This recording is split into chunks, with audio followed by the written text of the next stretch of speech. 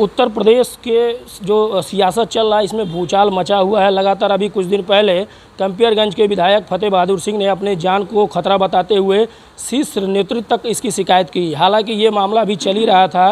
अब चौरी चौरा के जो विधायक हैं सरवन निषाद, इन्होंने भी अपनी जान को खतरा बताते हुए फेसबुक पर एक पोस्ट किया है।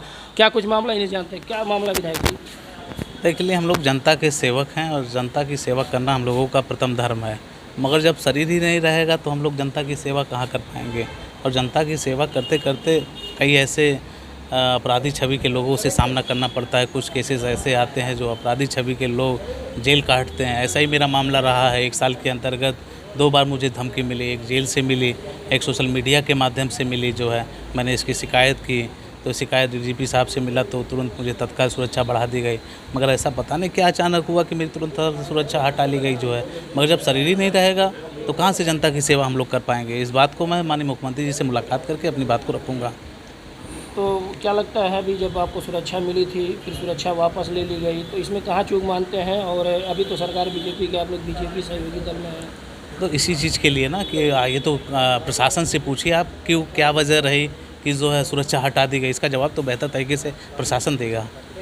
इसको सियासत से भी जोड़ा जा रहा है। अभी विधायक जो कंपियरगंज है उन्होंने भी जान को खतरा बता दिया है। नहीं, आपने भी जान को खतरा बता दिया, आपने फेसबुक पे पोस्ट भी किया।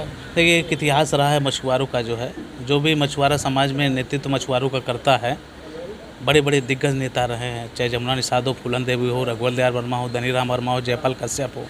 इन सारे लोगों की हत्या कर दी गई।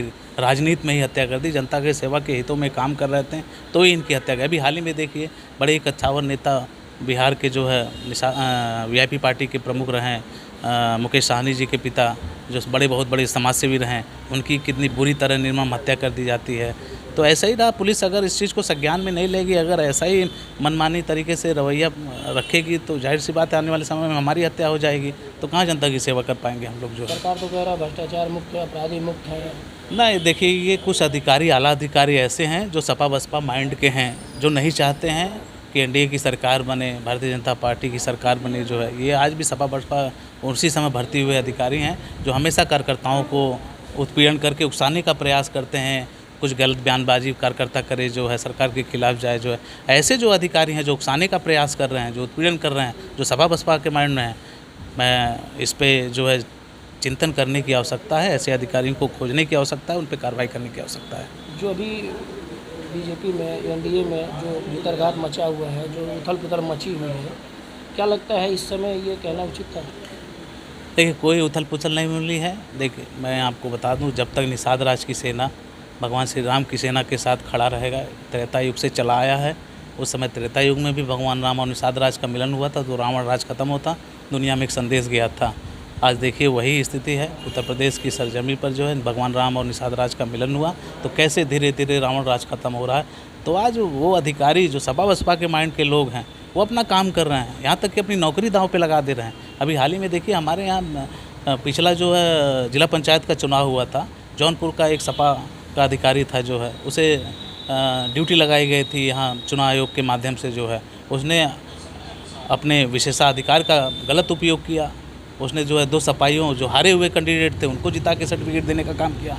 बाद में जनता उग्र हुई, हम लोग जनता के साथ खड़ा हुए, जांच हुई तो जांच में पाया क्या कि नहीं, 2 निषाद कैंडिडेट जो है वो जीते हुए हैं। बाद में डीएम कार्यालय पे उन्हें बुला के जो जीते हुए असली कैंडिडेट थे उनको सर्टिफिकेट दे के जीत की घोषणा डीएम साहब करते हैं। जो है और जो आला अधिकारी था जो सपा माइंड का था उस पर कार्रवाई करते हुए सस्पेंड करते हैं। सर, जो निषाद पार्टी के बड़े नेता थे जिनकी हत्याओं के बारे में आपने जानकारी दी, तो उस समय सरकार तो बीजेपी की नहीं थी, अभी बीजेपी की सरकार नहीं, उस पर कार्रवाई पूर्ण रूप से कार्रवाई हुई। जो मुझला जेल से मुझे धमकी आई थी उस पर तुरंत संज्ञान में हुई, जांच बैठी तो ये गोरखपुर कारागार से उसे तिहाड़ जेल भेज दिया गया। फिर सोशल मीडिया पे जो मुझे जान से धमकी दी गई उस पर भी कार्रवाई हुई, उसे जेल। तो जो भी संज्ञान में ऐसा मामला आता है उस पर कार्रवाई होती है, ऐसा नहीं है। सुरक्षा वापस क्यों ले गई है? अब यही तो आप इसको बेहतर तरीके से प्रशासन से पूछेंगे तो इसका बेहतर तरीके से वो बताएंगे, क्योंकि मैं इसी खुद ही तलाश में हूँ कि ऐसा क्या वजह रहे कि मेरी सुरक्षा, ऐसे कौन से लोग हैं जो मेरी सुरक्षा वापस कर लिए। क्योंकि